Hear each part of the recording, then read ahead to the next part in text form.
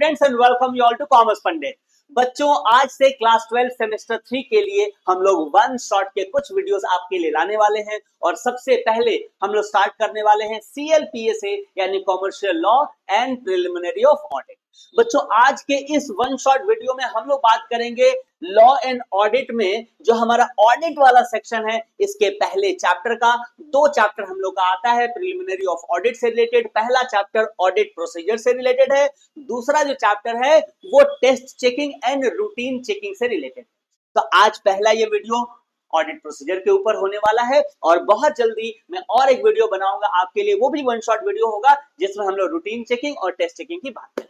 ठीक है बच्चों, साथ साथ में मैं बता दूं कि ये जो वीडियो होने वाला है ऑडिट प्रोसीजर्स का, ये वन शॉट वीडियो होने वाला है, लेकिन ऑडिट प्रोसीजर से रिलेटेड ही एक और वीडियो बनेगा जिसमें सिर्फ और सिर्फ आपके एग्जाम्स के लिए जो मोस्ट इंपॉर्टेंट जो एमसीक्यू क्वेश्चंस होंगे उन क्वेश्चंस के ऊपर रहेगा। इस वीडियो के ठीक बाद वो वीडियो आएगा, इस वीडियो को देखो, कॉन्सेप्ट बिल्डिंग करो, चीजों को समझो और उसके बाद एमसीक्यू क्वेश्चन सॉल्व करके पूरे चैप्टर को अच्छी तरह से प्रिपेयर कर लो। ठीक है बच्चों, आओ चलो स्ट्रेट अवे हम लोग स्टार्ट करते हैं। ये वीडियो काफी डेप्थ में हम लोग चीजों को सीखने वाले हैं, समझने वाले हैं। वन शॉट वीडियो का मतलब ये नहीं कि शॉर्टकट में ये सारी चीजों को पढ़ेंगे, हर एक चीज को काफी डिटेल्स में डेप्थ में समझते हुए प्यार से हम लोग पढ़ेंगे बच्चों। ठीक है, चलो आओ स्ट्रेट अवे हम लोग शुरू करते हैं। सबसे पहले हम लोग बात करें कि इस चैप्टर के अंदर हम लोग को क्या क्या पढ़ना है, किस किस टॉपिक का हमको अंडरस्टैंडिंग करना है। बाबू आओ सबसे पहले हम लोग उसके विषय में डिस्कशन करते हैं। तो देखो, टोटल आज हम लोग इन 7 पॉइंट्स को कवर करने वाले हैं। सबसे पहले हम लोग बात करेंगे प्रिपरेटरी स्टेजेस, यानी कि बहुत सारे ऐसे स्टेप्स होते हैं बच्चों जो कि ऑडिट का काम ऑडिटर शुरू करे इसके पहले वो कर लेता है। ठीक है, बहुत सारे काम ऑडिटिंग के, रियल ऑडिटिंग का जो वर्क होगा उसके पहले बहुत सारे काम उसको करने होते हैं। उन कामों को ही हम लोग प्रिलिमिनरी स्टेप्स कहते हैं या प्रिपरेटरी स्टेप्स कहते हैं। ठीक है, दूसरा, अब यहां से रियल वो काम करना शुरू कर देता है जिसमें सबसे पहले ऑडिट की प्लानिंग होती है, इसके बाद ऑडिट से रिलेटेड प्रोग्राम्स बनाने का काम होता है, फिर अगर कुछ पॉइंट आए तो उसको नोटबुक में नोट किया जाता है। मैं काफी डिटेल में आपको समझाने वाला हूं।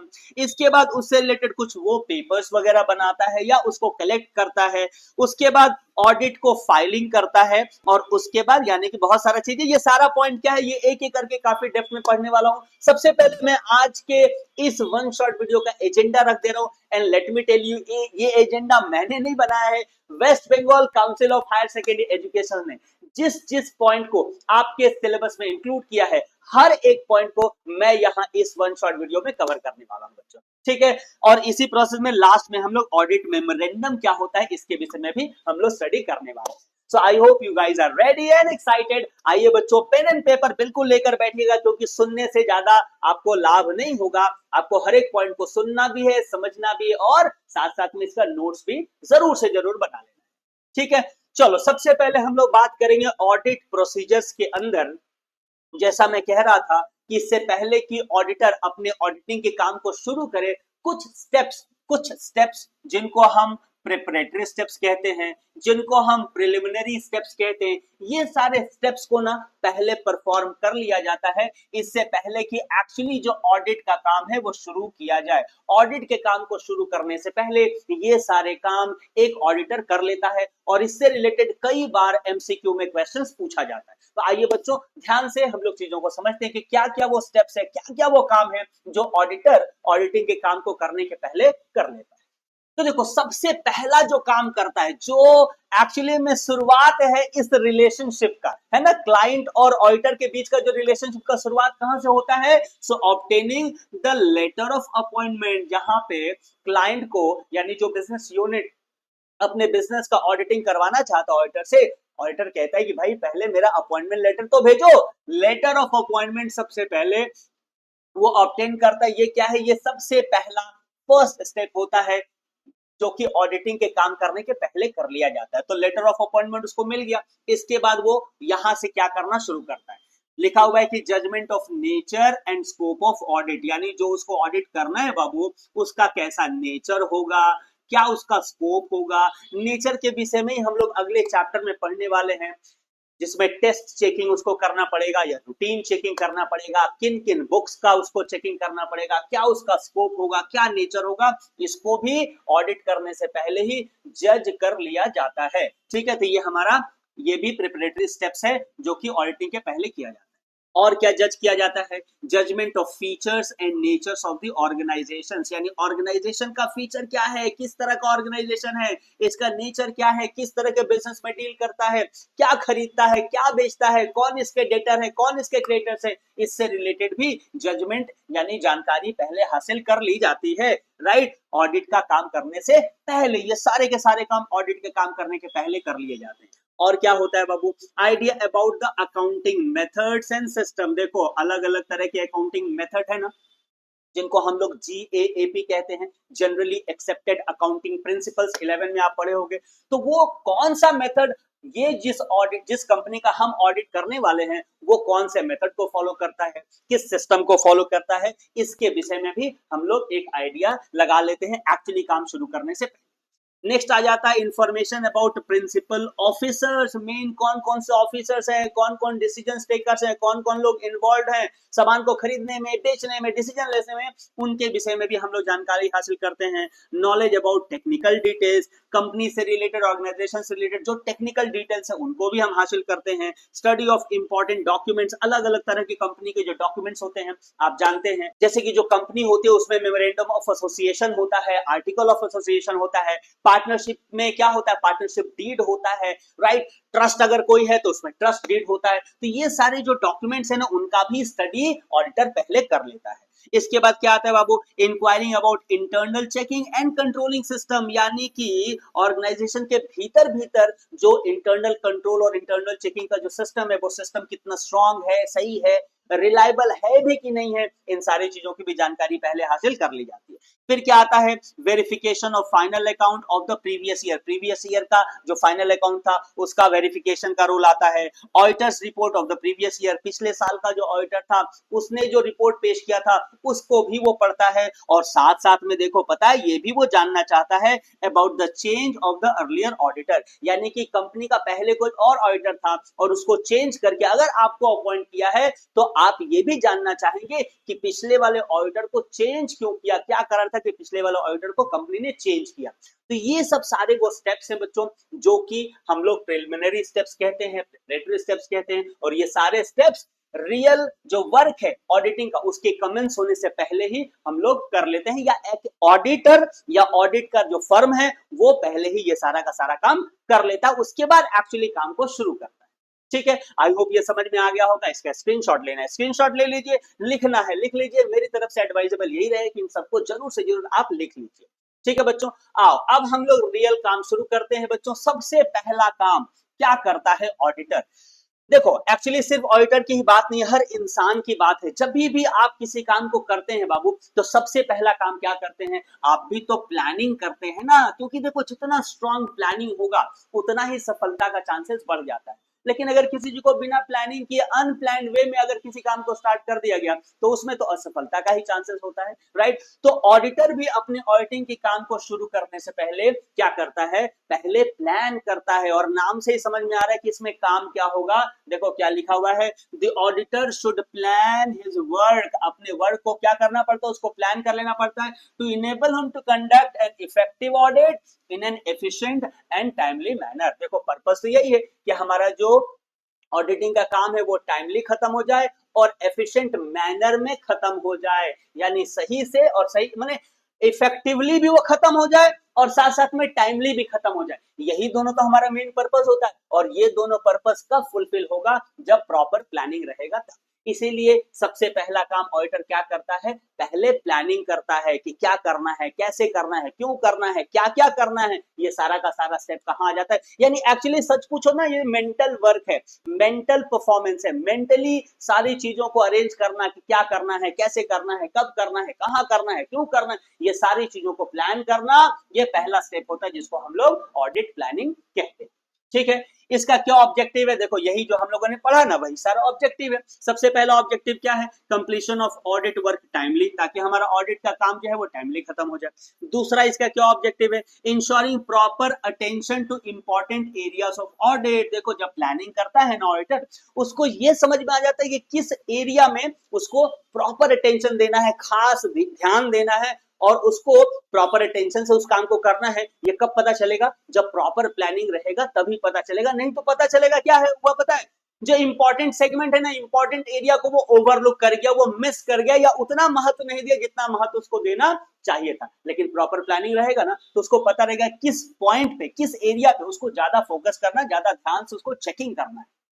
आगे देखो, नेक्स्ट लिखा है ensuring prompt identification of potential problem. अगर आप प्लानिंग करते हैं तो जो पोटेंशियल प्रॉब्लम है, यानी भविष्य में जो प्रॉब्लम आ सकता है, संभावित जो समस्याएं आ सकती हैं, आप उसको समय रहते क्या कर सकते हो? आइडेंटिफाई कर सकते हो और सॉल्व कर सकते हो, उसको पहचान सकते हो और उसको समाधान में ला सकते हो, उसको सॉल्व कर सकते हो। अगर पता ही नहीं चलेगा तो समाधान कैसे आएगा? और पता कब चलेगा? जब प्रॉपर प्लानिंग रहेगा तो पता चल जाएगा।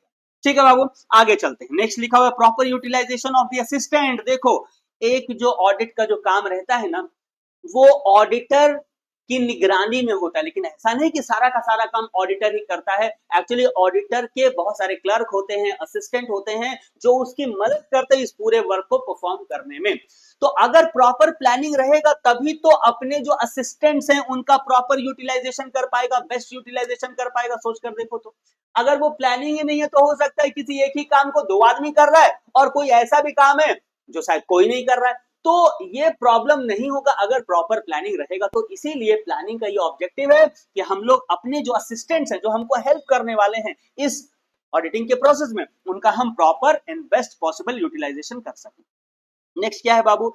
Framing strategies and programme. देखो, प्लानिंग के आधार पर ही पहले प्लानिंग बनता है, पहले मेंटली क्या करता है ऑडिटर? प्लानिंग बनाता है बाबू, और उस प्लानिंग के आधार पे बनते हैं अलग अलग स्ट्रैटेजीज और अलग अलग प्रोग्राम। अलग अलग स्ट्रैटेजी कि कैसे हमको अपना एंड जो गोल है ऑडिटिंग का उसको अचीव करना है, और क्या क्या प्रोग्राम करना है, कैसे कैसे किस काम को करना है, प्रोग्राम के विषय में हम लोग अगले स्लाइड में डिटेल में स्टडी करने वाले हैं। ठीक है, तो आई होप यहाँ प्लानिंग समझ में आ गया। ये क्या है? ये एक मेंटल वर्क है जिसमें पूरे काम को क्या किया जाता है?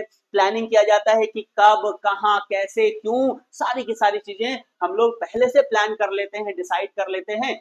प्लानिंग का मतलब हम लोग वैसे भी बिजनेस स्टडीज में पढ़े कि प्लानिंग का मतलब क्या होता है? Deciding in advance. तो पहले हम लोग डिसाइड कर लेते हैं कि क्या करना है, कैसे करना है, क्यों करना है, किसके द्वारा करना है, सारा का सारा डिसीजन हो जाता है, और उसके आधार पे हम लोग अलग अलग स्ट्रैटेजी बना लेते हैं, प्रोग्राम बना लेते हैं, और काम को टाइमली और एफिशिएंट मैनर में कंप्लीट कर लेते हैं। ठीक है, तो आई होप ये समझ में आ गया होगा। आओ चलो हम लोग आगे बढ़ते हैं। इसके कुछ एडवांटेजेस और थोड़े बहुत जो लिमिटेशंस हैं जो एग्जाम में कई बार पूछे जाते हैं, इनके विषय में हम लोग पढ़ते हैं।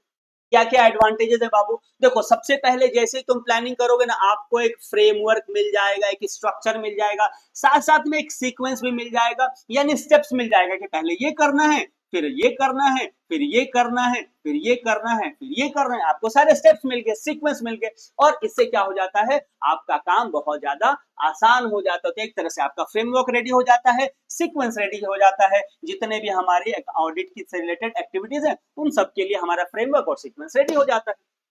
उसके बाद क्या फायदा होता है, क्या एडवांटेज है? प्रॉपर एलोकेशन ऑफ रिसोर्सेज, जिसकी बात अभी हम लोग कर रहे थे कि जो भी असिस्टेंट हैं, जो भी क्लर्क हैं, उनको हम प्रॉपरली यूटिलाइज कर सके। वो हमारे रिसोर्सेज है ना, तो उनको प्रॉपरली हम अलोकेट करके उनको हम क्या कर सके? उनका बेस्ट यूटिलाइजेशन हम लोग कर सके। ये कैसे हो पाता है? प्लानिंग के जरिए ये हो पाता है।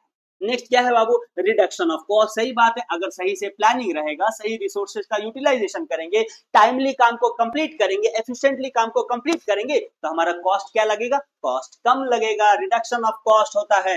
नेक्स्ट पॉइंट क्या है? Avoidance of misunderstanding. बिल्कुल सही बात है, अगर प्रॉपर प्लानिंग रहेगा तो इसका क्या एडवांटेज निकलेगा बेटा? कि मिसअंडरस्टैंडिंग नहीं होगा, क्योंकि पहले से फिक्स्ड है ना, पहले से प्लान है कि क्या करना है, कैसे करना है, क्यों करना है, कहां करना है, किसके द्वारा करना है। अगर ये सारा का सारा चीज पहले से क्लियर है तो मिसअंडरस्टैंडिंग का कोई चांसेस नहीं होगा। नहीं तो जैसा मैंने बताया, क्या हो सकता है? अगर प्रॉपर प्लानिंग नहीं रहेगा तो कोई एक काम को भी 2 लोग कर रहे हैं और कोई एक काम है जिसको कोई भी नहीं कर रहा है। तो इस सारे मिसअंडरस्टैंडिंग को, कंफ्यूजन को दूर करने के लिए बेस्ट क्या होता है? हम लोग प्लानिंग कर ले। ये क्या है? इसका एडवांटेज। आगे चलो, नेक्स्ट लिखा हुआ है टाइमली कंप्लीशन ऑफ वर्क। ये तो बेसिक है ही है। नेक्स्ट है स्मूथ परफॉर्मेंस ऑफ वर्क, काम को सही से, अच्छी तरह से, एफिशिएंटली, टाइमली कंप्लीट कर देना। ये तो बेसिक गोल होता है, ऑब्जेक्टिव होता है प्लानिंग का, जो हम लोगों ने पहले भी समझा है। अब देखो बाबू, इससे रिलेटेड ना कुछ लोग, देखो, हर अच्छी चीज को किसी अलग की निगाह से देखा जाए तो वो कमी नजर आता है, राइट, वो लिमिटेशन नजर आता है। वैसे तो ये चीज बहुत अच्छा है, जबरदस्त है, जरूरी है, ये रूल्स है, एक तरह समझो तो ऑडिटिंग का रूल्स है कि आपको प्लानिंग करके ही आगे बढ़ना पड़ेगा, लेकिन कुछ इसके लिमिटेशंस भी हैं, आप जानकर रखो, जो कि एग्जाम में कई बार पूछ लेते हैं। तो पहला लिमिटेशन क्या है कि टाइम कंज्यूमिंग है। हाँ भाई, ये बात तो सही है, क्योंकि किसी भी चीज का प्लानिंग करना ये तो जल्दीबाजी में करने वाला चीज नहीं है ना, it takes time, planning takes time, execution लेकिन आराम हो जाता अगर प्रॉपर प्लानिंग किया रहे तो। बट एनीवे, अगर लिमिटेशन की बात रहे तो याद रखना, क्योंकि ये टाइम कंज्यूमिंग जॉब है, इसीलिए इसको हम लोग क्या कहते हैं, एक लिमिटेशन के तौर पे देखा जाता है, एक कमी के तौर पे देखा जाता है। और साथ साथ में रेजिस्टेंस टू चेंज, इसका क्या मतलब है बाबू, कि देखो एक बार प्लानिंग बन जाता है ना, तो बहुत जल्दी में उसको चेंज नहीं किया जाता है, क्योंकि प्लानिंग का मतलब ही होता है कि हम पहले बहुत सारी चीजों को सोचें और जो बेस्ट ऑल्टरनेटिव है, जो बेस्ट पॉसिबल ऑल्टरनेटिव है, उसको हम लोग फाइंड आउट कर लें और फिर उसके ऊपर काम करें। तो जब आपने एक बार बेस्ट ऑल्टरनेटिव को चूज कर लिया, तो फिर उसको आप चेंज करेंगे क्या, उसको फिर आप बदलना चाहेंगे कि? साधारण तौर पे आदमी बदलना नहीं चाहता है, और यही सी को कहा जाता है रेजिस्टेंस टू चेंज, यानी प्लान एक बार बन गया ना, तो फिर वो बदला नहीं जाता है साधारण तौर पे, और इसीलिए इसको भी क्या कहा जा रहा है कि ये क्या है, एक तरह का लिमिटेशन, एक तरह का कमी। ठीक है, चलो आपको समझ में आ गया, दो लिमिटेशन समझ में आ गए, बहुत सारे एडवांटेज समझ में आए, प्लानिंग क्या होता है पूरा का पूरा समझ में आपको आ गया। आओ बच्चों, अब हम लोग नेक्स्ट टॉपिक की तरफ चलते हैं, जो हमारा है ऑडिट प्रोग्राम। अब सर ये ऑडिट प्रोग्राम क्या होता है, देखो बहुत ही इंटरेस्टिंग ये चीज है। आपने प्लानिंग कर लिया ना, आपने प्लानिंग कर लिया, प्लानिंग में तो सिर्फ आपने स्ट्रक्चर बनाया था ना, आपने ढांचा बनाया था, यानी जैसे कि इंसान का स्केलेटन होता है ना, हड्डी होती है ना, प्लानिंग वाले स्टेप में समझो तो वो सिर्फ हड्डी हड्डी सिर्फ स्ट्रक्चर बनता है। लेकिन प्रोग्राम वाले स्टेप में क्या करते हैं ना, हम लोग अब इसको सजाना शुरू करते हैं, यानी वहां पे हम लोगों ने स्टेप्स डिसाइड किए थे, अब उन स्टेप्स में हम लोग डिटेलिंग करना शुरू करते हैं, कि हमने मान लो कि पहला वाला स्टेप डिसाइड किया था कि पहले ये करना पड़ेगा, फिर ये करना पड़ेगा, फिर ये करना पड़ेगा, फिर ये करना पड़ेगा। अब प्रोग्राम के तहत हम लोग क्या करते हैं बच्चों, कि पहला वाला जो स्टेप है ना, वो कितने समय में किया जाएगा, वो किस पर्सन के द्वारा किया जाएगा, वो कब से शुरू किया जाएगा, यानी हर छोटी बड़ी डिटेल्स, हर एक स्टेप से रिलेटेड डिटेल्ड में हम लोग यहां पर करना शुरू कर देते हैं। यानी क्या होता है ऑडिट प्रोग्राम, देखो an audit programme is a detailed written plan, यानी ये प्लान का ही हिस्सा है, लेकिन यहाँ पे हर एक चीज को हम लोग काफी डिटेल्ड में और लिखित तौर पे हम लोग प्लान करते हैं। पहले वाले स्टेप में तो मेंटली हम लोगों ने सोच लिया था क्या क्या करना है, कैसे कैसे करना है, लेकिन यहां पर उसी चीज को हम रिटन वे में और डिटेल्ड में सारा का सारा चीज लिखना शुरू कर देते हैं, जो भी हमको ऑडिट का काम करना है। यहां तक समझ में आ गया कि नहीं बाबू? It is the auditor's plan of action, यहां पर ही रियली वो प्लान करता है कि हमको एक्शन लेना कैसे, कैसे काम को हमको करना है, कौन कौन इसमें इन्वॉल्व होगा, किस स्टाफ को यूज करना है, राइट। आपको और थोड़ा सा डिटेल में समझ में आएगा जब हम लोग आगे बढ़ेंगे। कह रहा it is a well defined procedure, देखो ये भी क्या है, प्रोग्राम को भी क्या कहते हैं हम लोग, एक प्रोसीजर्स कहते हैं। प्रोसीजर किसी भी चीज को कहते हैं ना बेटा, जिसमें बहुत सारे क्या इन्वॉल्व हो, बताओ, स्टेप्स इन्वॉल्व, जो कि एक सीक्वेंस में किया जाए। सीक्वेंस आप समझते हो ना, एक क्रम में किया जाए कि पहले ये करना है, फिर ये करना है, फिर ये करना है, फिर ये करना है। तो ये एक प्रोसीजर है, ये एक स्टेज है, ये स्टेप्स होते हैं इसमें बहुत सारे, इसमें एक सीक्वेंस होता है जिसमें डिटेल्ड में हर एक चीज को रिटन वे में हम लोग प्लान करते हैं, ताकि हमारा काम बहुत आसान हो जाए, किसी तरह कोई कंफ्यूजन नहीं। और यह हर एक ऑडिट के लिए ना स्पेशली डिजाइन होता है, हर एक ऑडिट के लिए आपको नया फ्रेश प्रोग्राम बनाना पड़ता है। हाँ, इसकी अगर बात करें तो ये थोड़ा बहुत फ्लेक्सिबल होता है एज पर द सिचुएशन। ऐसा नहीं कि हमेशा ही आप चेंज कर सकते हो प्रोग्राम को, लेकिन फिर भी हम लोग इसको जरूरत पड़ता है तो थोड़ा बहुत किसको चेंज कर सकते हैं, प्रोग्राम में चेंजेस ला सकते हैं। प्लान में चेंजेस नहीं होता है, प्रोग्राम में थोड़ा बहुत अगर जरूरत पड़ता है और ऑडिटर फील करता है कि ये जरूरी है, तो थोड़ा बहुत इसको चेंज किया जा सकता है as per the situation, as per the need. ठीक है, क्लियर हो गया।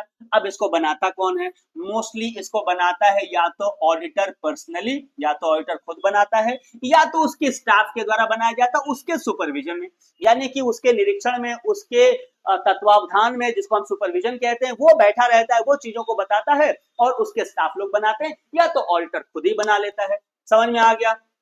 आगे चलो, अब इसका क्या ऑब्जेक्टिव होता है, ऑडिट प्रोग्राम का क्या ऑब्जेक्टिव होता है? तो इसका ऑब्जेक्टिव होता है डिस्ट्रीब्यूशन ऑफ वर्क। इसको इसलिए बनाया जाता है बाबू, ताकि पूरे काम को ना अपने स्टाफ के अंदर डिस्ट्रीब्यूट किया जा सके, सही से उनको बांटा जा सके। ऐसा ना हो कि किसी एक आदमी के पास बहुत ज्यादा वर्कलोड हो जाए, बहुत ज्यादा काम हो जाए, किसी आदमी के पास बिल्कुल काम ही ना हो, या किसी ऐसे आदमी को कोई काम दे दिया जिसके अंदर वो एफिशिएंसी ही नहीं है उस काम को करने का, या वो नॉलेज ही नहीं उस काम को करने का, तब तो गड़बड़ हो जाएगा। इसीलिए हम ऑडिट प्रोग्राम बनाते हैं जहां हमारा ऑब्जेक्टिव रहता है कि हम पूरे का पूरा जो काम है उसको हम प्रॉपरली और जो नॉलेजेबल है, जो जिसके काबिल है, उसके हिसाब से उसको काम हम क्या कर सके, डिस्ट्रीब्यूट कर सके, बांट सके। दूसरा हमारा ऑब्जेक्टिव क्या होता है, obviously timely completion of the total job. अगर हम प्रॉपर प्रोग्राम नहीं बनाएंगे ना तो टाइमली कंप्लीट होगा ही नहीं, काम में डिले हो जाएंगे। इसीलिए हम लोग प्रोग्राम बना देते हैं, और ये प्रोग्राम ना टाइम बाउंड प्रोग्राम होते हैं, जहां पे हम अपने स्टाफ को बताते हैं कि आपके पास इतने दिन का समय है, इस समय शुरू करना है, इस समय खत्म करना है,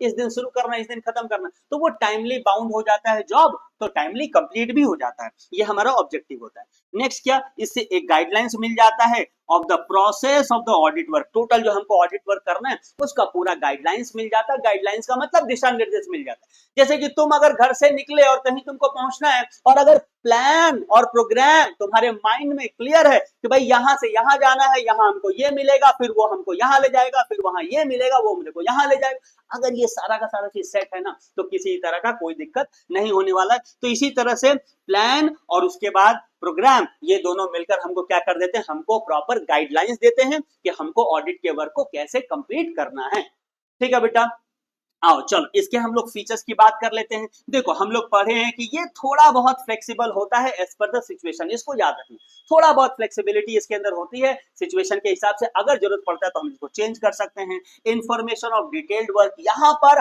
हर एक काम का हम लोग क्या करते हैं, डिटेल्ड इंफॉर्मेशन देते हैं। पहले प्लानिंग में हम लोग क्या किए थे, सिर्फ हम लोग स्टेप्स डिसाइड किए थे, यहां पर हर एक स्टेप का complete details, total details written way में यहां दिया जाता है। स्पेसिफाइड रिस्पॉन्सिबिलिटी, यहां पे हर एक पर्सन की जो रिस्पॉन्सिबिलिटी है, उसकी जो जिम्मेदारी है, वो स्पेसिफाई कर दी जाती है कि भाई ये काम करने की जिम्मेदारी तुम्हारी है, ये काम करने की जिम्मेदारी तुम्हारी है, ये काम करने की जिम्मेदारी तुम्हारी है। यानी हर एक पर्सन को, हर एक स्टाफ मेंबर को, असिस्टेंट को उसकी जिम्मेदारी का एहसास करा दिया जाता है कि आपकी ये जिम्मेदारी है, आपको टाइमली इस काम को क्या करना है, कंप्लीट करना है। Next, logically justifiable. देखो जब हम ऑडिट प्रोग्राम बनाते हैं ना बाबू, तो इसमें ये भी एक फीचर रहता है कि हम ये मेक श्योर करें कि जो टारगेट हम दे रहे हैं, जिस पर्सन को दे रहे हैं ना, वो लॉजिकली जस्टिफिएबल भी होना चाहिए। यानी ऐसा ना हो कि 4 दिन का काम है और हम किसी को बोल रहे हैं कि तुम 2 दिन में करके दो, फिर तो ये नहीं संभव है। तो वो लॉजिकली संभव भी होना चाहिए, जस्टिफिएबल भी होना चाहिए। इस तरह का हम लोग को ऑडिट प्रोग्राम बनाना चाहिए। ये क्या है, इसका एक फीचर है। और ऑब्जेक्ट ओरिएंटेड, याद रखना जो ऑडिट प्रोग्राम है ना, ये हमेशा अपने ऑब्जेक्ट के ओरिएंटेड रहता है। जो इसका ऑब्जेक्ट है उसको पूरा करने के लिए ही ये बनाया जाता है। ऑब्जेक्ट क्या है हम लोग पहले पढ़ चुके हैं, तो इसको पूरा करने के लिए ये बनाया जाता है। ये ऑब्जेक्ट ओरिएंटेड होता है, ऑब्जेक्ट को पूरा करने का ही इसके अंदर क्या होता है, फीचर होता है, गुण होता है। ये हमेशा चाहता है कि मेरा जो ऑब्जेक्ट डिसाइड किया गया है उसको हम पूरा कर दें। ठीक है बाबू, यहां तक समझ में आ गया होगा, बहुत अच्छे से आपको समझ में आ गया होगा। आप इसका नोट्स बनाते चलिए, मेरे साथ साथ चीजों को समझते चलिए, और इसके बाद जो एमसीक्यू का हम लोग एक वीडियो बनाएंगे, इसके बाद उसको सॉल्व कर लेना। इस चैप्टर में आपको कोई प्रॉब्लम नहीं होगा, एग्जाम में आप फुल मार्क्स स्कोर कर सकते हैं। ठीक है, आओ चलो इससे रिलेटेड जल्दी से हम लोग क्या कर लेते हैं, इसके एडवांटेज डिसएडवांटेज भी जल्दी से देख लेते हैं कि भाई ऑडिट प्रोग्राम आपने बनाया अच्छे से, अगर ऑडिट प्रोग्राम बना लिया तो इसका क्या फायदा होगा। सबसे पहला फायदा होगा प्रॉपर डिस्ट्रीब्यूशन ऑफ वर्क, होगा कि नहीं सोचो, सही से आप वर्क को डिस्ट्रीब्यूट कर सकते हो अपने स्टाफ के अंदर। दूसरा फायदा क्या होगा, increases consciousness of the duty. हर एक स्टाफ को, हर एक मेंबर को उसके ड्यूटी का एहसास हो जाएगा कि मेरे को क्या करना है, कैसे करना है, कितने दिन में करना है, ये सारा चीज को पता चल जाएगा। तो अपने ड्यूटी को अच्छे से सब लोग परफॉर्म कर पाएंगे अगर उनको पता चल जाएगा तो कि उनको करना क्या है ना।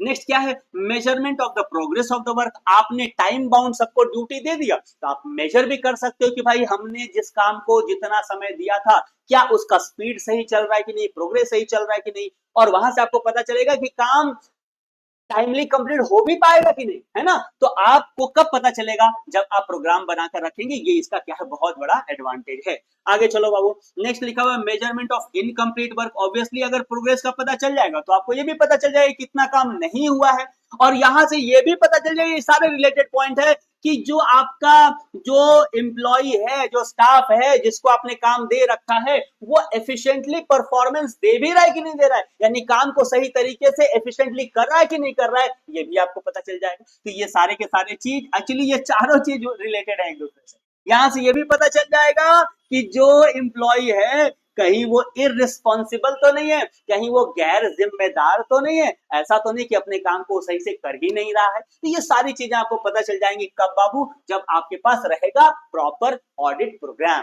ठीक है, अच्छा ऑब्वियस सी बात है, टाइम सेविंग तो होगा ही, जब आपने अच्छा सा प्रोग्राम बना के रखा है, सारी चीजें टाइमली होंगी, आपका टाइमली काम कंप्लीट हो जाएगा, तो टाइम सेव भी होगा, राइट। तो ये हमारे एडवांटेज हो गए। आओ कुछ हम लोग डिसएडवांटेज को भी पढ़ लेते हैं। देखो लिमिटेशंस, यहाँ पे आप वापस पॉइंट आ गया रिजिडिटी। आप बोलोगे कि सर आप तो इससे पहले आप बताए थे कि ये फ्लेक्सिबल होता है। देखो ये फ्लेक्सिबल होता है, लेकिन साथ साथ में रिजिडिटी पॉइंट यहाँ इसलिए लिखा गया कि फ्लेक्सिबल का मतलब ये थोड़ा ना कि जब आपका मन वैसे तब आपने प्रोग्राम को चेंज कर दिया, ऐसा नहीं है। सिचुएशन बेस्ड होता है, यानी ऐसी परिस्थिति आ गई कि आपका प्रोग्राम नहीं समझ में आ रहा है, या वो प्रोग्राम से आप टाइमली काम को कंप्लीट नहीं कर सकते, या ऑडिटिंग के काम में कोई बाधा आ रहा है, तब हम लोग चेंज करते हैं।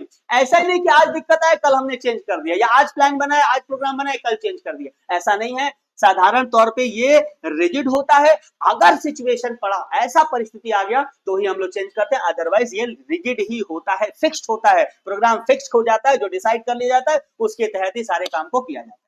आगे चलते हैं, difficulty in proper distribution of work. हाँ ये बात सही है, ये एक लिमिटेशन मतलब कि कमी हो सकता है कि आप काम को कैसे डिस्ट्रीब्यूट करो। ये डिस्ट्रीब्यूशन ऑफ वर्क कई बार बहुत चैलेंजिंग हो जाता है कि किस आदमी को कितना काम दे, कितना ना दे, ये थोड़ा चैलेंजिंग हो जाता है। क्यों? क्योंकि पर्सन टू पर्सन जो क्वालिटी है वो वेरी करती है।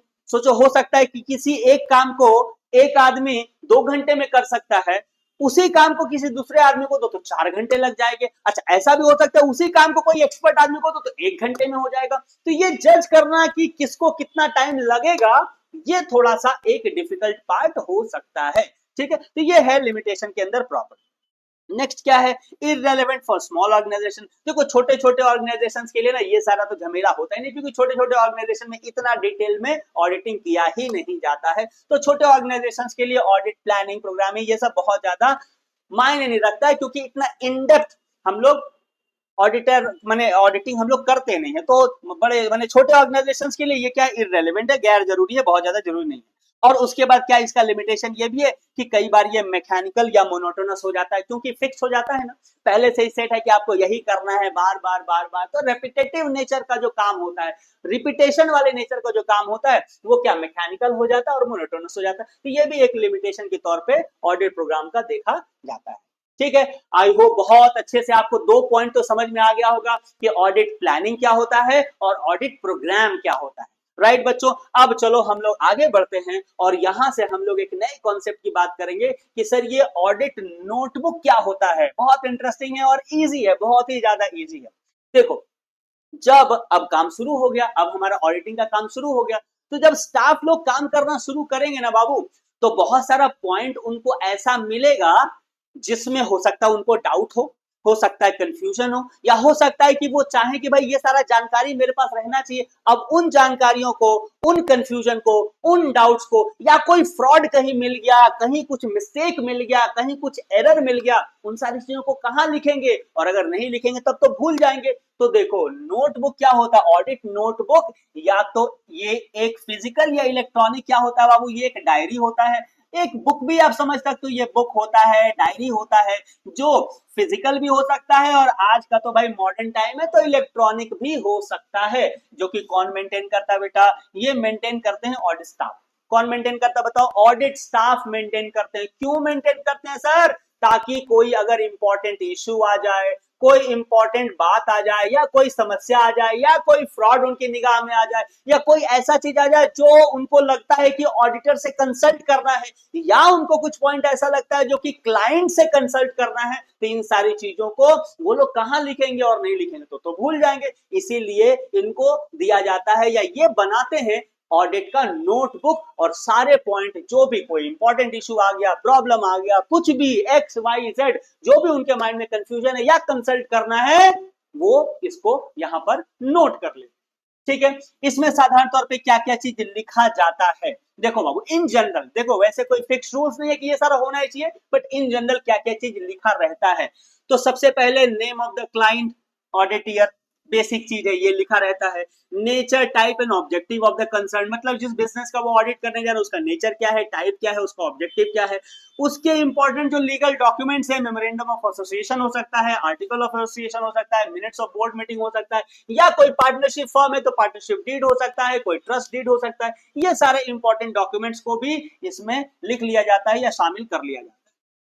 कोई अगर मिसिंग डॉक्यूमेंट्स है, जैसे कोई वाउचर मिसिंग है, कोई एग्रीमेंट पेपर मिसिंग है, इनको भी नोट कर लिया जाता है।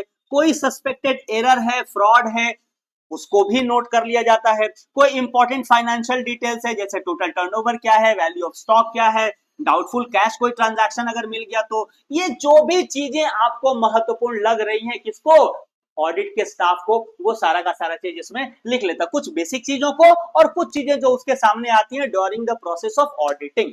ठीक है बेटा, नेक्स्ट लिखा हुआ brief description regarding the problem of audit work, अगर कोई प्रॉब्लम आ गया तो उसको भी लिख लेता है, ब्रीफली लिख लेता है ताकि उसको समझ में आ पाए और वो जाकर बाद में या तो क्लाइंट से या तो ऑडिटर से कंसल्ट कर सके। नेक्स्ट, मेथड ऑफ अकाउंटिंग, क्या अकाउंटिंग का मेथड फॉलो किया जा रहा है, वैल्यूएशन कैसे किया जा रहा है क्लोजिंग स्टॉक का, कैसे डिप्रिसिएशन चार्ज किया जा रहा है, ये सारा बेसिक डिटेल्स भी नोटबुक में नोट कर लिया जाता है। ठीक है, कोई अगर डिस्क्रिपेंसी आ रही है, इनकंसिस्टेंसी आ रही है in accordance with accounting method, देखो अकाउंट्स तो बहुत सारे मेथड, बहुत सारे प्रिंसिपल सजेस्ट करता है, लेकिन अगर उन सारे मेथड्स को फॉलो नहीं किया गया है या कहीं वायलेट किया गया है, कहीं वो इनकंसिस्टेंसी है, उन सारे रूल्स रेगुलेशंस को फॉलो नहीं किया गया है, उन सारी चीजों को भी नोटबुक में नोट कर लिया जाता है। अब पता है बेटा ये क्यों नोट किया जाता है?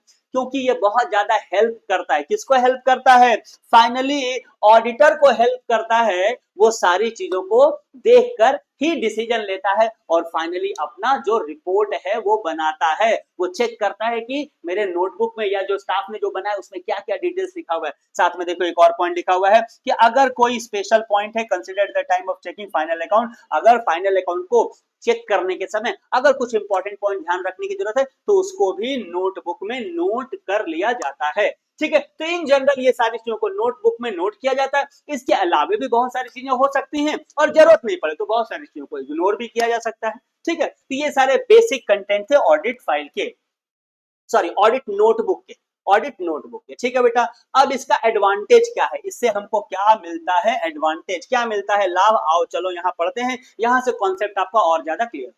देखो, The audit notebook helps the auditor at the time of preparation of audit report। जैसा मैं कह रहा था कि इसके आधार पर, यही आधार बनता है, बेस बनता है, जिसके आधार पर ऑडिटर जो फाइनल रिपोर्ट सबमिट करता है ना, अपना उसका ओपिनियन, उसका क्या टेक है, कैसा है ऑर्गेनाइजेशन का, क्या ट्रू एंड फेयर व्यू दे भी रहा है कि नहीं दे रहा है, ये जो रिपोर्ट फाइनली बनाएगा वो नोटबुक को देखकर ही बनाएगा। नोटबुक उसको गाइड करता है और नोटबुक में ऐसा अगर कोई पॉइंट लिखा हुआ है ना तो उसका झलक उसको ऑडिट रिपोर्ट में दिखता है। ठीक है, आगे देखो पॉइंट नंबर 2 क्या है, audit notebook discloses the act of the audit work in a nutshell. एक तरह से ऑडिट नोटबुक में ना छोटे में कहा जाता है ना, सागर माने गागर में सागर समाना, यानी छोटे में बहुत कुछ कह देना, ऐसा ही होता है नोटबुक। यानी छोटे में पूरे ऑर्गेनाइजेशन का एक तरह से समझो तो पूरा का पूरा डिटेल्स रहता है, लेकिन छोटे में रहता है, नोटबुक के तौर पे रहता है। जैसे हम लोग भी नोटबुक बनाते हैं ना, छोटे छोटे इंपॉर्टेंट पॉइंट को नोट कर लेते हैं, जनरल पॉइंट को छोड़ देते हैं। नंबर 3 क्या दिखा, the efficiency of the audit assistant. देखो नोटबुक से फायदा ये भी होता है ना कि इससे ये पता चलता है कि जो हमारे असिस्टेंट लोग हैं उनकी एफिशिएंसी कितनी है, वो लोग एफिशिएंट हैं भी कि नहीं है, वो लोग चीजों को समझ रहे हैं नहीं समझ में रहे, जो चीज कोई जरूरत है वो चीज ले रहे हैं नहीं ले रहे हैं, जो एरर एंड फ्रॉड कभी हुआ है उसको फाइंड आउट कर रहे हैं कि नहीं कर पा रहे हैं, ये सारा चीज का भी नोटबुक से पता चल जाता है। तो ऑडिटर की एफिशिएंसी का भी ये कहीं ना कहीं हिसाब किताब बताता है, इसीलिए तो बहुत ज्यादा एडवांटेजियस है। नेक्स्ट क्या है बेटा, audit notebook can be used as an authentic evidence in support of the audit work. देखो आपने ऑडिट वर्क किया है, इसके सपोर्ट में ये बहुत बड़ा एक एविडेंस होता है। और कई बार तो देखो ये क्या होता है, जरूरत पड़ता है ना तो कोर्ट ऑफ लॉ में भी ऑडिटर की तरफ से एक प्रूफ के तौर पे, एक एविडेंस के तौर पे ये क्या होता है, यूज किया जाता है। अगर ऑडिटर के ऊपर कोई केस फाइल वगैरह होता है ना, किसी तरह का कोई लीगल इश्यूज आता है, तो ये बहुत ज्यादा उसकी हेल्प करता है ये प्रूफ करने में कि देखिए किस तरह से उसने सारा का सारा काम किया है, अपने काम को परफॉर्म किया है। ठीक है, बहुत इंपॉर्टेंट ये डॉक्यूमेंट उस हिसाब से होता है।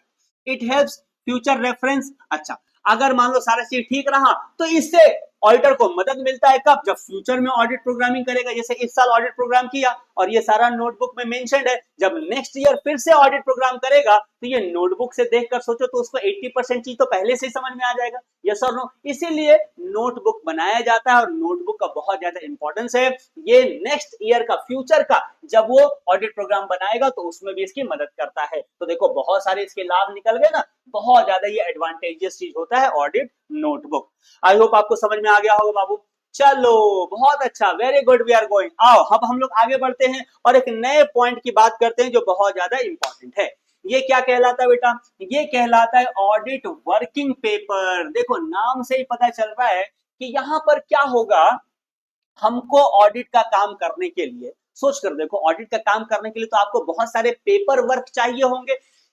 कुछ पेपर वर्क आपको क्लाइंट की तरफ से चाहिए होगा, बिजनेस की तरफ से चाहिए होगा, कुछ पेपर वर्क आप खुद बनाओगे, है ना, डिसीजन लेने के लिए, चीजों को समझने के लिए या उनको प्रेजेंट करने के लिए, या उस प्रोसेस में जो भी आपका ऑब्जर्वेशन होगा उससे रिलेटेड बहुत सारे पेपर आप क्लाइंट से भी मांगते हो और आप खुद भी बनाते हो। तो जो सारे पेपर्स ऑडिट के समय में आप कलेक्ट करते हो या क्रिएट करते हो, उन सारे पेपरों को मिलाकर एक साथ हम लोग क्या कहते हैं बेटा, ऑडिट वर्किंग पेपर। ठीक है, आओ पढ़ते हैं। बहुत इंपॉर्टेंट ये चीज है, लिखा हुआ audit working paper are the papers and the documents which consist details about the accounts which are under audit. यानी जिस अकाउंट्स को हम ऑडिट कर रहे हैं ना, जिस अकाउंट्स का हम ऑडिट कर रहे हैं बाबू, उससे रिलेटेड अलग अलग डॉक्यूमेंट्स, अलग अलग पेपर। अब सोच कर देखो, हम ऑडिट कर रहे हैं तो हमको सारे ट्रांजैक्शंस के वाउचर्स चाहिए कि नहीं चाहिए? हाँ सर बिल्कुल चाहिए। सारे हर एक ट्रांजैक्शंस का डिटेल्स हमारे पास होना चाहिए ना। प्लस हमारे पास कंपनी का बैलेंस शीट होना चाहिए, उसका प्रॉफिट एंड लॉस अकाउंट होना चाहिए, उसका कैश फ्लो का स्टेटमेंट होना चाहिए। तो बहुत सारे डॉक्यूमेंट, बहुत सारे पेपर वर्क हमारे को चाहिए कंपनी से, और ड्यूरिंग द प्रोसेस बहुत सारा पेपर हम खुद भी बनाते हैं। तो ये सारी चीजें मिलकर क्या बन जाती हैं बेटा, ऑडिट वर्किंग पेपर बन जाती है। लिखा हुआ current year's working paper are used as a base for the next year. Obviously इस साल जो हमने वर्किंग पेपर बना लिया, इस साल जो वर्किंग पेपर बना लिया वो अगले साल के लिए भी हेल्प करता है, इसलिए ये बहुत ज्यादा जरूरत है। तो एक तरह से देखो ना, नोटबुक और वर्किंग पेपर तुमको थोड़ा रिलेटेड लग रहा होगा, तो कंफ्यूज नहीं होना। नोटबुक क्या है, जिसमें जो स्टाफ है ना सारा चीज नोट करता है, उसमें सारी चीजें नोटेड डाउन रहती हैं, उसमें तुम्हारा कंपनी से रिलेटेड सारे डिटेल्स भी नोट डाउन रहते हैं, और कोई प्रॉब्लम, कोई कंफ्यूजन, कोई एरर, कोई फ्रॉड भी आ गया तो नोटबुक में नोट रहता है। लेकिन ये क्या है ना, शुद्ध पेपर वर्क है।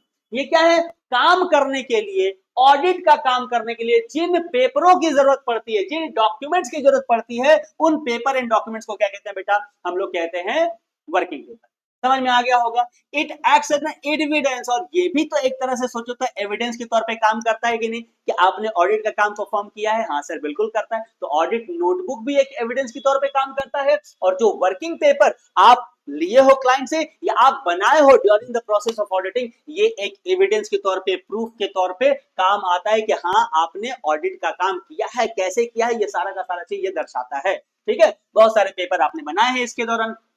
देखो, audit working paper assist the auditor in coordinating and organising the work of audit.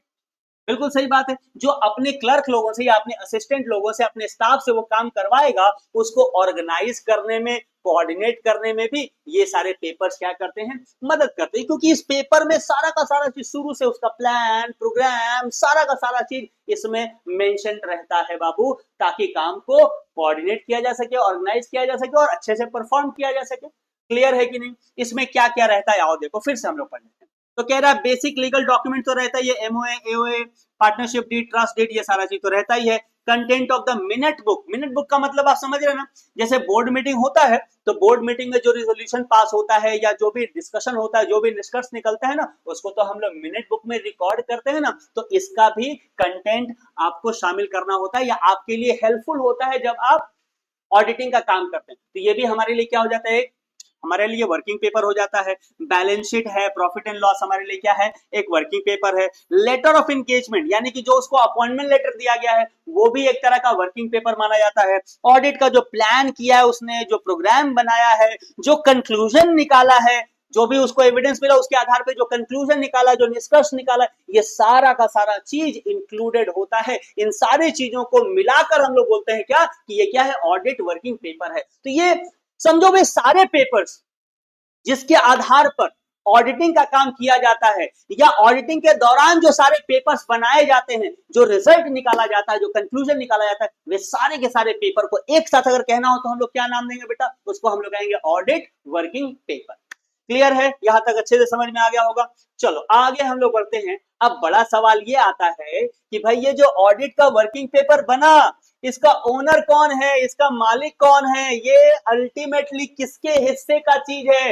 क्योंकि कई बार जो क्लाइंट या जो बिजनेस है ना वो कहता है कि भाई ये तो मेरी प्रॉपर्टी है, क्योंकि हम तो आपको हायर किए थे, हम तो आपको बोले थे कि बस आकर आप मेरे बुक्स ऑफ अकाउंट्स को आप क्या करो, चेकिंग करो, ट्रू एंड फेयर व्यू बताओ। तो ये सारे जो कागज आपने बनाए हैं ये तो मेरा होना चाहिए ना, क्योंकि आपको तो भाड़े पे मैंने रखा है, हायर किया है। लेकिन जो चार्टर्ड अकाउंटेंट, जो ऑडिटर होता है, वो कहता है कि भाई आपने मुझे भाड़े पर भले रखा है, लेकिन ये सारा जो काम है ये तो मैंने अपनी मेहनत से किया है, ये मेरा प्रॉपर्टी। तो इससे रिलेटेड क्या होता है, एक होता है कंफ्यूजन, और इस तरह कंफ्यूजन होने के बाद मसला गया कोर्ट में, और कोर्ट की तरफ से ये निर्णय आया है बाबू कि जो वर्किंग पेपर होता है ये ऑडिटर का ओनरशिप होता है। यानी कि ये इसमें मालिकाना हक किसका होता है, इसका मालिक किसको माना जाए, तो इसका मालिक माना जाए ऑडिटर को। इस बात को याद रखना। देखो generally audit working paper are property of the auditing firm और इंडिविजुअल ऑडिटर। इंपॉर्टेंट बात है, याद रखना, ये एमसीक्यू में क्वेश्चंस पूछ देता है कि कौन ओनर माना जाता है वर्किंग पेपर का। कौन ओनर है बेटा, तो ऑडिटर को ओनर माना जाता है। ऑडिटर का कोई फर्म है तो उस फर्म को क्या माना जाता है, उसका ओनर माना जाता है, जो भी हमारा वर्किंग पेपर बनता है, राइट, ये उसके ओनर होते हैं। हालांकि ऑडिटर को एक इंस्ट्रक्शन रहता है कि ऑडिटर को ये जो पेपर्स है ना उनको मेंटेन करना पड़ेगा प्रोफेशनल कॉन्फिडेंशियलिटी के साथ, यानी गुप्तता मेंटेन करनी पड़ेगी। ऐसा नहीं कि ये आपका प्रॉपर्टी हो तो आप किसी के साथ भी शेयर कर सकते हो, क्योंकि बहुत सारे कॉन्फिडेंशियल डिटेल्स होते हैं ना। अब इस बिजनेस का कॉन्फिडेंशियल डिटेल्स किसी और बिजनेस को शेयर कर दोगे तो इसका तो लॉस भी हो सकता है, तो इसीलिए उसका प्रॉपर्टी माना जाता है। लेकिन उसको एक इंस्ट्रक्शन रहता है कि आप किसी एक बिजनेस के कॉन्फिडेंशियल इंफॉर्मेशन को किसी और को डिस्क्लोज नहीं कर सकते, नहीं तो आपके ऊपर लीगल एक्शन हो सकता है। इसको याद रखना, ठीक है। प्रॉपर्टी आपका है लेकिन आप किसी को डिस्क्लोज नहीं कर सकते। नेक्स्ट क्या है बात, कहा कि द क्लाइंट में request for the access of some audit work और the summary of audit working paper if required. अगर क्लाइंट को कभी जरूरत पड़ता है तो वो इन पेपर को आपसे मांग सकता है या उसका समरी मांग सकता है। समरी मांग सकता है, देख सकता है, अगर उसको जरूरत पड़े तो मांग सकता है, तो कोई दिक्कत नहीं, आपको जरूरत पड़े तो उसको देना पड़ेगा, राइट। नेक्स्ट चीज क्या है, auditor should retain the audit working paper for a particular period of time as per the norm. और उसको ये जो डॉक्यूमेंट्स है उसको for a particular period of time तक सेफली सिक्योरली उसको अपने पास रखना पड़ेगा। यानी कि उसको आप लॉस्ट नहीं कर सकते, क्योंकि हो सकता है कभी जरूरत पड़े तो आपसे वो मांगा जाएगा, क्योंकि आपकी वो प्रॉपर्टी थी तो आपने उसको डस्टबिन में डाल दिया, जला दिया, ऐसा नहीं कर सकते। उसको पर्टिकुलर पीरियड ऑफ टाइम तक आपको क्या करना पड़ेगा बेटा, प्रिजर्व करना पड़ेगा और प्रोटेक्ट करना पड़ेगा, जिसको हम लोग नीचे पढ़ने वाले। प्रिजर्व एंड प्रोटेक्शन का मतलब क्या है, देखो पढ़ लेते हैं। अकॉर्डिंग टू सेक्शन 230, याद रखना कई बार तो ये सेक्शन नंबर ही पूछ लेता है। According to section 230, audit working paper are the belonging of the auditor. No doubt ये बिलोंगिंग किसका है, ऑडिटर का ही बिलोंगिंग है, ऑडिटर का ही संपत्ति है। लेकिन इट फर्दर गाइड्स, ये जो हमारा सेक्शन है ना 230, ये गाइड करता है that the auditor guide the auditor to adopt reasonable procedures for custody and confidentiality of his working paper. यानी जो वर्किंग पेपर बनाया है उसको क्या करना है, उसको प्रॉपर कस्टडी में रखना है और कॉन्फिडेंशियलिटी के साथ रखना है, ताकि किसी और के पास वो डिस्क्लोज ना हो जाए। और साथ ही साथ में उसको for a specified period of time, एक स्पेसिफिक पीरियड ऑफ टाइम तक उसको क्या करना है, उसको प्रिजर्व करना, उसको अपने पास सुरक्षित रखना है, प्रोटेक्ट करके और प्रिजर्व करके उसको रखना है। ये कौन बताता है, ये सेक्शन नंबर 230। क्लियर है बेटा, लिखा हुआ section 230 of companies act. Obviously कह रहा है कि audit working paper should be precisely preserved by the auditor as they provide evidence that the audit was carried out in granting with the basic principle. ये क्यों उसको रखना पड़ता है? ताकि कभी अगर कोई केस हुआ, किसी तरह का कोई कंफ्यूजन हुआ, मिसअंडरस्टैंडिंग हुआ, तो इससे चेक हो जाता है कि जो ऑडिटिंग का काम किया गया है वो सारे रूल्स रेगुलेशंस को फॉलो करते हुए किया गया है कि नहीं किया गया है, राइट? इसीलिए आपको उसको प्रॉपर्ली क्या करना है, प्रोटेक्ट करना है और प्रेजेंट करना है। क्लियर हो गया? वेरी गुड, बहुत अच्छा। चलो अब हम लोग मूव करते हैं और हम लोग पहुंचते हैं अपने नेक्स्ट टॉपिक की तरफ बाबू, जिसका नाम है ऑडिट फाइल। क्या होता है फाइल? सिंपल है यार, आप भी बहुत सारे फाइल बनाते हो और उसमें बहुत सारी चीजों को सेव करते हो ना, तो बिल्कुल वैसे ही ऑडिट करने के प्रोसेस में देखो, अभी हम लोगों ने पढ़ा बहुत सारे पेपर्स होते हैं ना, वर्किंग पेपर्स वगैरह बहुत सारी चीजें होती हैं, तो उनको तो सेव करके रखना पड़ेगा ना। तो उसी को सेव करने के लिए हम लोग क्या बनाते हैं, फाइल बनाते हैं, और फाइल को सेव करने के लिए एक फोल्डर बना देते हैं। सिंपल, आओ चलो पढ़ते हैं। देखो, audit file refers to one or more folders, एक या एक से ज्यादा हम लोग फोल्डर्स बना देते हैं। वो फोल्डर फिजिकल भी हो सकता है बाबू और इलेक्ट्रॉनिक्स भी हो सकता है। तो पहले के समय में फोल्डर बनाया जाता था, आज के समय में चूंकि सारा डेटा तो कंप्यूटर लैपटॉप में सेव रहता है, इसीलिए इलेक्ट्रॉनिकल फोल्डर्स हम लोग बना लेते हैं, इलेक्ट्रॉनिक्स फोल्डर बना लेते हैं। इसमें क्या रहता है, various important audit document, audit से रिलेटेड जितने इंपॉर्टेंट डॉक्यूमेंट्स है ना, सारे डॉक्यूमेंट्स को इसी में सेव किया जाता है। कैसे कैसे डॉक्यूमेंट? जैसे ऑडिट से रिलेटेड कोई नोट हुआ उसको सेव किया जाता है ना, कोई जो प्रोग्राम आपने बनाया उसको सेव किया जाता है, वर्किंग जितने पेपर थे उसको सेव किया जाता है, इसके अलावा और भी कुछ इंपॉर्टेंट जो डॉक्यूमेंट्री एविडेंस है उसको सेव किया जाता है। यानी सारी चीजें जो इस पूरे प्रोसेस में यूज हुआ है, जो डॉक्यूमेंट, सारी की सारी चीजें जो भी यूज हुई हैं, उन सबको तो आपको किसी एक जगह रखना पड़ेगा ताकि जरूरत पड़े तो उसको यूज किया जा सके, या अगर कोर्ट मांगे तो उसको आप दे सके। तो उसको कहां आप रखिएगा, तो उसको आप बनाते हैं एक फाइल और उसको रखते हैं एक फोल्डर के अंदर। ठीक है बाबू, लिखा हुआ है the maintenance of the audit file is very important. इसको मेंटेन करना बहुत ज्यादा जरूरी है ऑडिट स्टाफ के लिए as well as to the auditor और ऑडिट स्टाफ के लिए इसको मेंटेन करना बहुत ज्यादा जरूरी है, क्योंकि कई बार देखो, कई बार आपके खुद के काम आता है। कैसे काम आएगा सर? इस साल आपने ऑडिट का काम कर दिया, आपने फाइल बना के अगर सेव रखा है, अगर फिर वही फर्म आपको अगले साल भी ऑडिट करने के लिए बुलाती है, आपका 80% काम तो पहले हो जाए, क्योंकि आपको सारा का सारा चीज आपने सेव करके रखा है। जस्ट उस साल का बैलेंस शीट देखो, प्रॉफिट एंड लॉस देखो, कैश फ्लो, फंड फ्लो, जो भी स्टेटमेंट है उसको आप देखो, आपका काम बहुत आसान हो जाता है। ठीक है, और ऊपर से कभी अगर कोर्ट की तरफ से मांगा जाए तो भी आप दे सकते हो। तो बहुत सारा जरूरी काम आ सकता है, इसीलिए इसको मेंटेन करना क्या होता है बेटा, कंपलसरी होता है, जरूरी होता है, राइट? लिखा हुआ, it acts as a ready reference to the auditor, it when can be used for a long time, right? Which can be used for long time, मतलब कि इसकी ये एक तरह का रेडी रेफरेंस होता है ऑडिटर के लिए, जिसको वो लंबे समय तक यूज कर सकता है। फाइल बना के रखेगा ना, तो ईयर ऑन ईयर बेसिस में क्या होता है, वो यूज कर सकता है। देखा जाता है अक्सर कि साधारण तौर पर एक ही ऑडिटर हर साल या ईयर ऑन ईयर बेसिस में क्या करता है, एक फर्म का ऑडिटिंग करता है, तो उसके लिए उसका काम बहुत आसान हो जाता है अगर ये ऑडिट फाइल बनाकर रखता है। ठीक है, अब ये ऑडिट फाइल कितने तरह के हो सकते हैं? दो तरह के हो सकते हैं। एक परमानेंट ऑडिट फाइल कहलाता है बेटा, दूसरा करंट ऑडिट फाइल कहलाता है। एक परमानेंट ऑडिट फाइल, दूसरा करंट ऑडिट फाइल। क्या होता है दोनों में अंतर, आओ पढ़ते हैं। देखो, परमानेंट ऑडिट फाइल क्या होता है, ऐसे audit file refers to such file which contain the important documentary evidence, paper, statement which are useful to the auditor for more than one accounting period. Now this is important point, यही आपको याद रखना है। Permanent audit file में क्या होता है, ऐसे डॉक्यूमेंट को हम इसमें सेव करते हैं। दो जगह हम लोग बनाते हैं, एक परमानेंट ऑडिट फाइल, दूसरा current audit file. Permanent audit file में हम लोग क्या रखते हैं, ऐसे डॉक्यूमेंट्स को रखते हैं, ऐसे इंफॉर्मेशन को रखते हैं, जो भी डिटेल्स ऐसा जिसको हम अगले साल भी यूज कर सके, उसके बाद वाले साल भी यूज कर सके, उसके तो मतलब ईयर ऑन ईयर बेसिस में बार बार यूज होने वाले जो डॉक्यूमेंट्स होते हैं ना बेटा, उसको कहां सेव किया जाता है, परमानेंट ऑडिट फाइल में सेव किया जाता है।